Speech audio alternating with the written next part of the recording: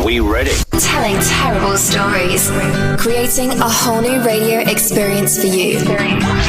Your host, Motorcycle Madhouse on What's up, everyone? iTunes Radio. Gentlemen, the King. Hail to the king, baby. What's up, everyone? Welcome to this edition of Motorcycle Madhouse Biker News, brought to you by Insane Throttle Biker News. If you haven't been over there, HarleyLiberty.com. And before we begin, pound rock on out there if you guys are doing great. Also, don't forget to visit our support store. Get all kinds of t-shirts, man. Great stuff. You know, a lot of them are in black, but if you want white, let me know. I'll get over there and get some colors out there for you. That helps support the show, and I want to thank everyone for the donations to our PayPal account. That money goes right back in to the show. Also, go over to YouTube if you're listening to this over on Spotify or Facebook or iTunes or any of the radio stations. Hollywood went fishing. Yes, I did. And I got a video out right now of that escapade. Yes, I went fishing on 3 freaking rivers. Talked about all kinds of biker subjects. And my disdain about something that happened here in Illinois. So you must get on over there. We got a full pack show of news today. We got Harley Davidson in the news, as well as our famous Hall of Shame. Yes, the Hall of Shame, where Leos get arrested, go to jail, and see the hypocrisy that there is when they talk about motorcycle clubs or bikers. Yes, they too go to jail. So don't be hypocrites. I'm telling you, don't do it. I'll get ya. Also, special guests on Motorcycle Madhouse Live Thursday at 7 o'clock p.m. Central Standard Time over on YouTube, with reruns over on Facebook and the other platforms we're on, as well as Spotify and stuff. We will have the chief lead missing persons investigator for the Keith Palumbo case, and that's a sad story that it was, man. So that's going to be Thursday. You'll hear a lot more about that story that we haven't covered, so make sure to be online. Appreciate it. So let's get into the very interesting news today, shall we? Ladies and gentlemen, may I have your attention, please? Yes. Let's have your attention. Okay, we have the Harley Davidson in the news, and I love this opinion article by AdventureRider.com. It's ADVRIDER.com, and it is an opinion piece. Harley Davidson changes course. Icebergs or salvation ahead? Oh, I love the suspense. Major changes are underway at Harley, but will they right the ship or sink it? I truly believe, and we're going to go into this article by Mike Botan, and he's going to talk about how the changes at the company, are they going to affect it good, bad, or whatever. Personally, I don't think it's going to be a good road ahead for Harley Davidson. I believe this COVID-19 crisis is Harley Davidson's repeat of AMF coming down the line, because God knows their earnings just came out and it was a blech. It was blown away, man. Poor stuff, man. Poor stuff. Harley Davidson's 2020 quarter one financial report shows that the moto manufacturer continues on hard times. For the first full quarter, U.S. retail sales fell 15.5% year over year. Its U.S. heavyweight market share fell 2.2 percentage points to fall to 48.9%.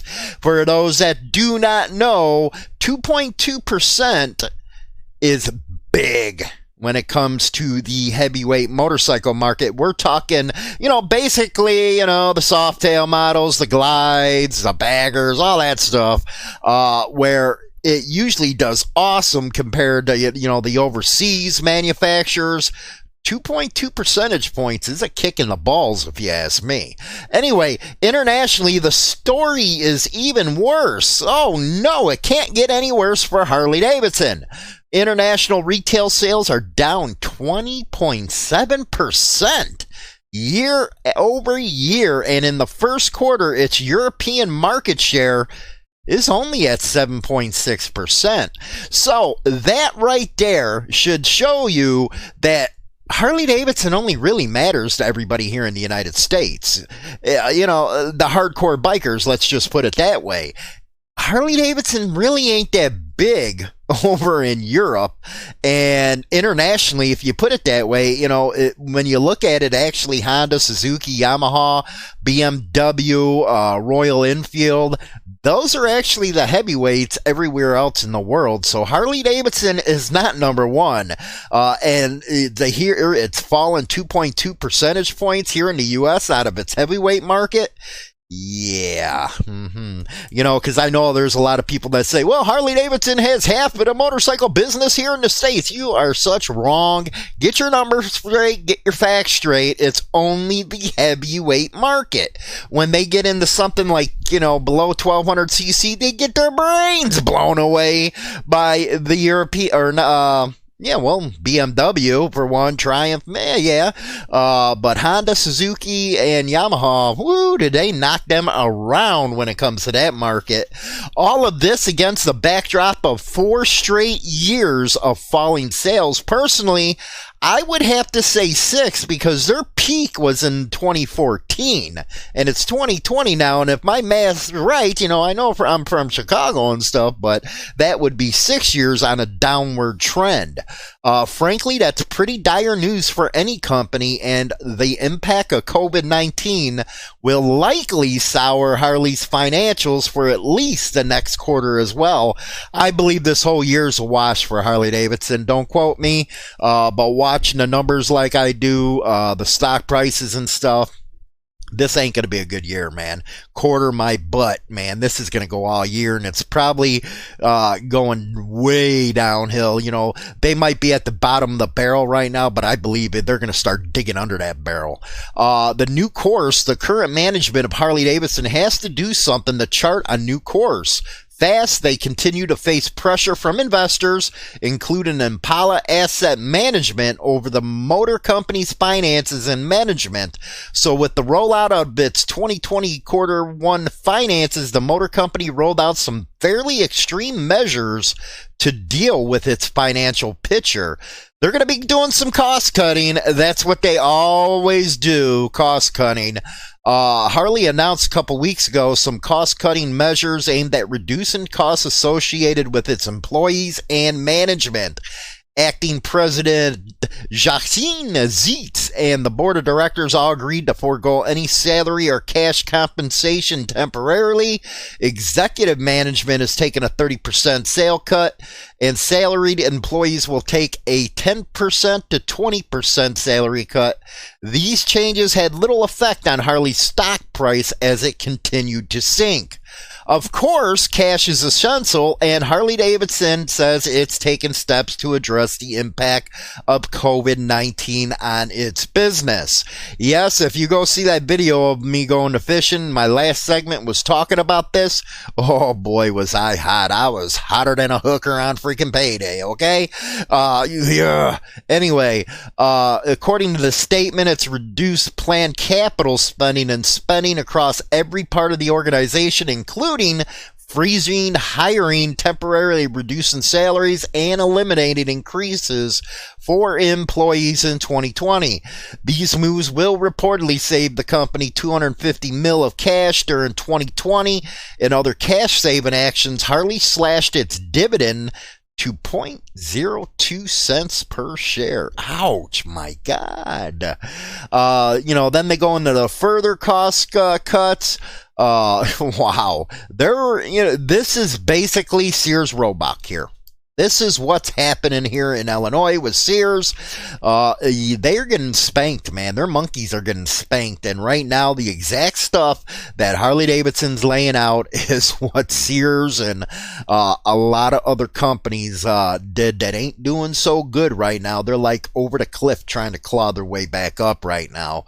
The reset in the Harley's operating model, now it's saying its goal is to reset the company's model to reduce complexity, sharpen focus, and increase the speed of decision making.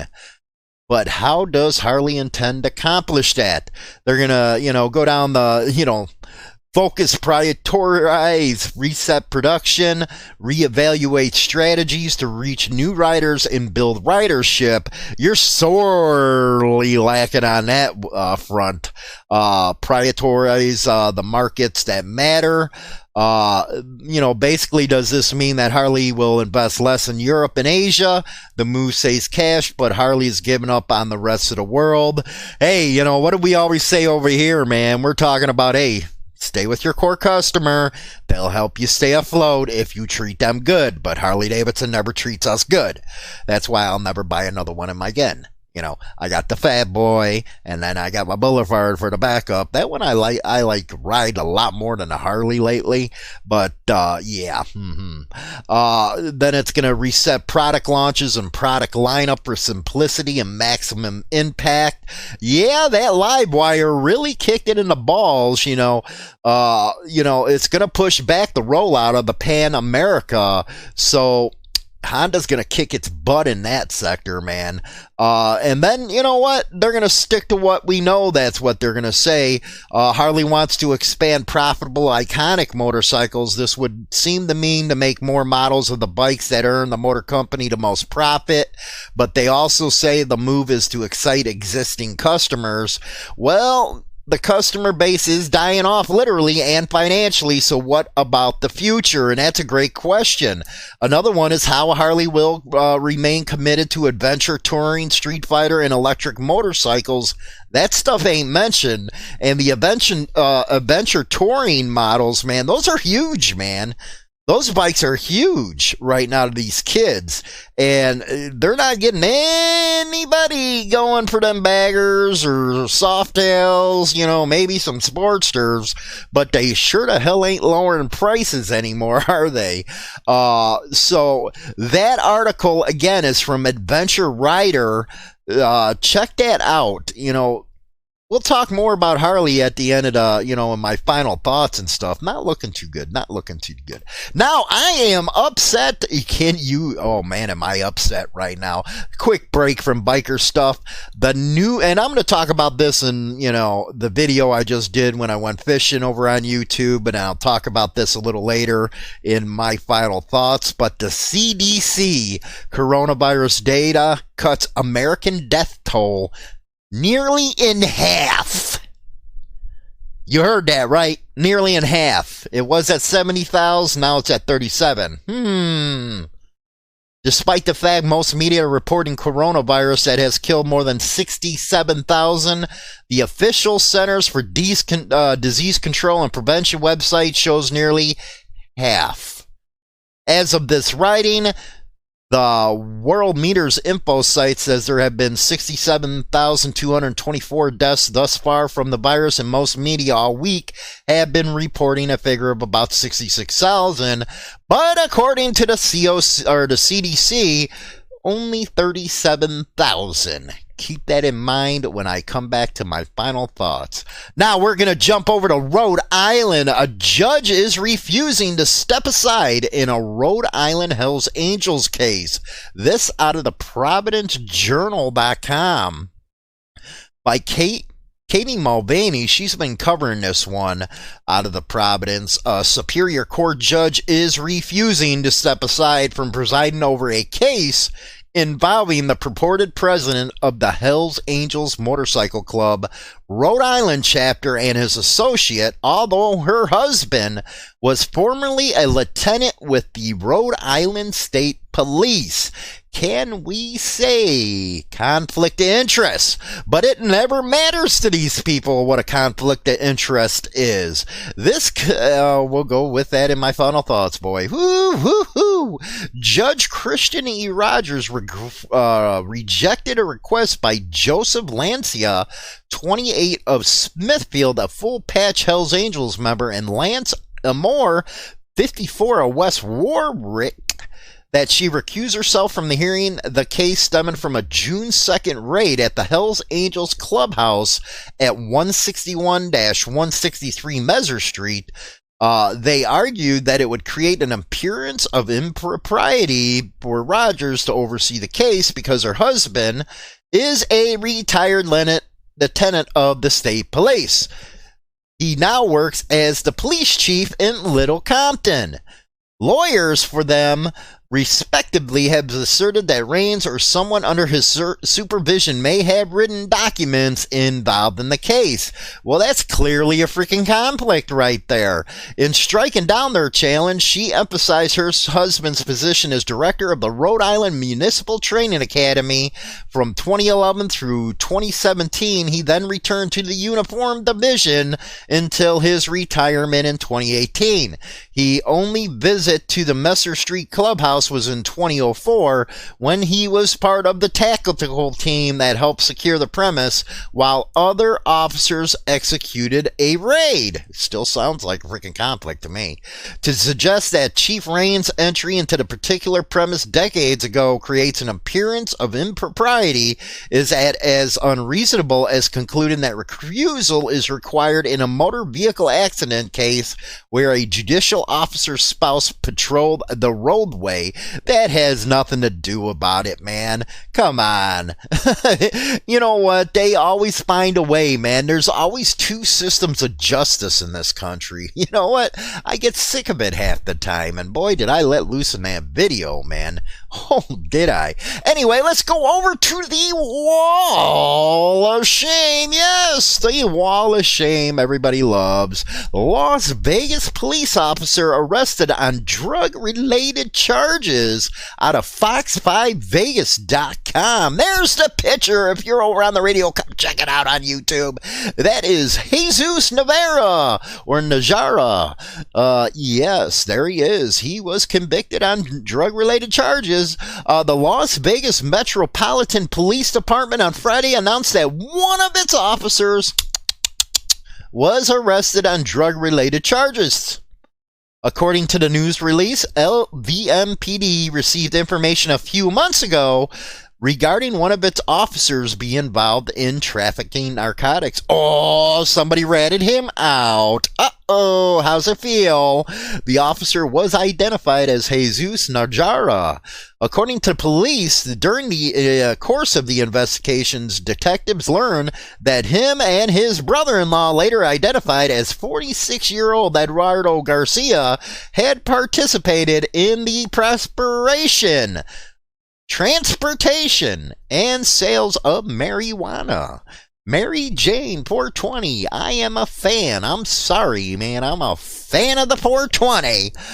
Him and his brother were taken into custody without incident and booked into the Clark County Detention Center.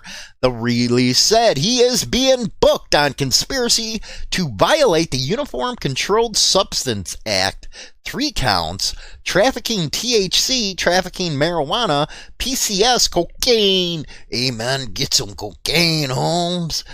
Garcia was booked for the following charges: trafficking marijuana, Schedule 1, and a bunch of marijuana stuff.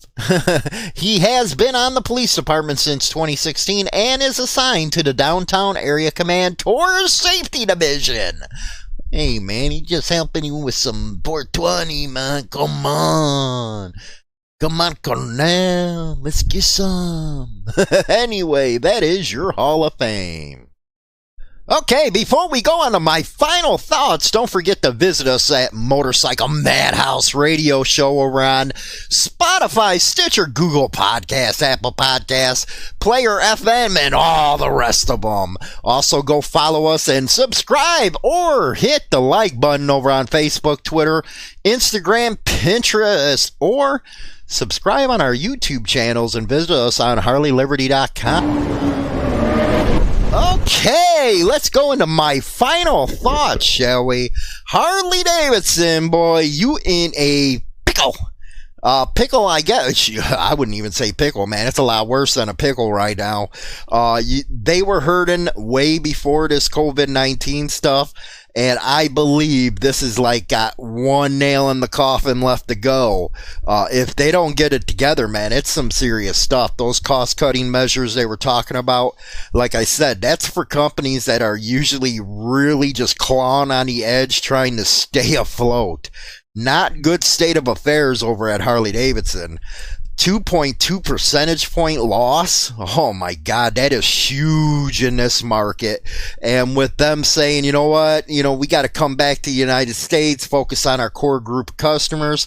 That's great. I always talked about sticking to the core. Problem is, and a lot of people, will tell you, hey, that core customer getting a little older, man, or those older guys are getting tired of freaking paying all the money for the Harley Davidsons, the working class Joes, man. I'm not talking about the rubs or the ones that want to throw their money on, put on the nice little pretty leathers.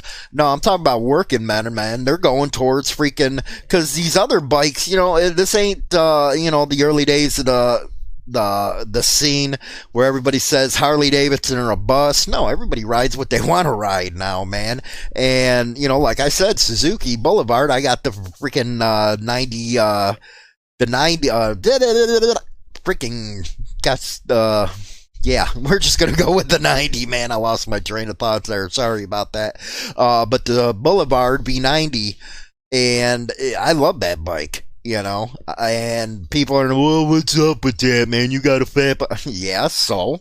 But there's a lot of other people that think the same way, man. They do not care about the name on the bike. At least I don't, man. And, hey, and by the way, man, you guys stop getting the damn Harley Davidson tattoos on your damn body. It was funny. I had somebody ask me over the weekend, well, you used to tattoo, and, did you tattoo a lot of Harley Davidson stuff? No, I passed it on to somebody else because I wouldn't do that stupid crap. You're showing loyalty to them, but they won't show loyalty to you. So, no. But if you dig down deep in the financials, you got to bring in new riders. And boy, are they not bringing in new riders, man. That adventure touring bike, the Pan Am, that would have, they always do this stuff, man. The V-Rod kids loved, they got rid of it. Now you had the adventure bike, and that's what a lot of these kids like getting. And they're not making it. You already fell flat on your face with Livewire, you idiots. Maybe that happens at $30,000. My God. That's what you got to get under control, is you got to get in line with the other competitors, man. You're going to have to start getting your prices in line with the freaking overseas manufacturers, or you're just going to keep losing and losing and losing, man. And by the time we're talking about this, maybe in 5-10 years, there won't be a Harley Davidson. They'll probably go through AMF years again, and hopefully, they finally get it together. But I doubt it. As far as that CDC thing, man, you know what? Everybody's been locked up, still here in Illinois, locked up until the 30th, even though, Hollywood goes where he wants to go, except if I want to go to a lake and it's closed.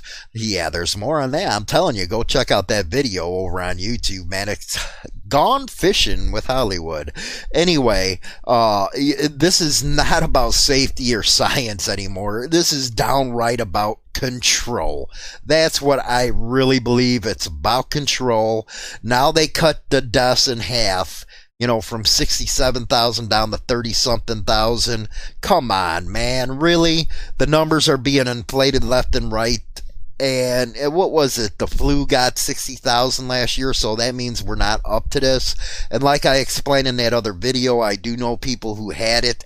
No one that's in the hospital with the pneumonia right now, so it's a very serious thing.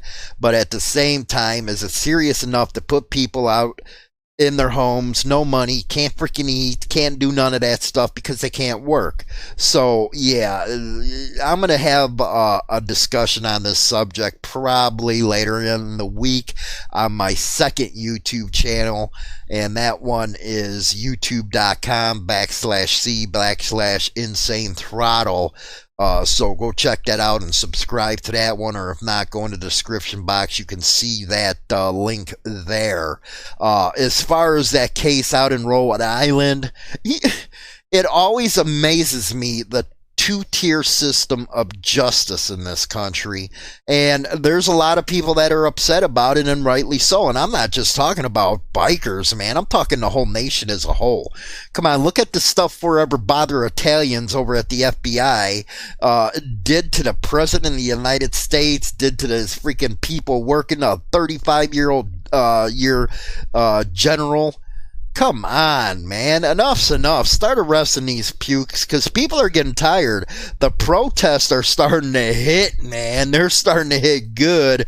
I think it's the Tea Party movement all over again from 2010 that's going on right now, because people are just sick of the control. People are sick of the lies, and you know, people are waking up to what's going on.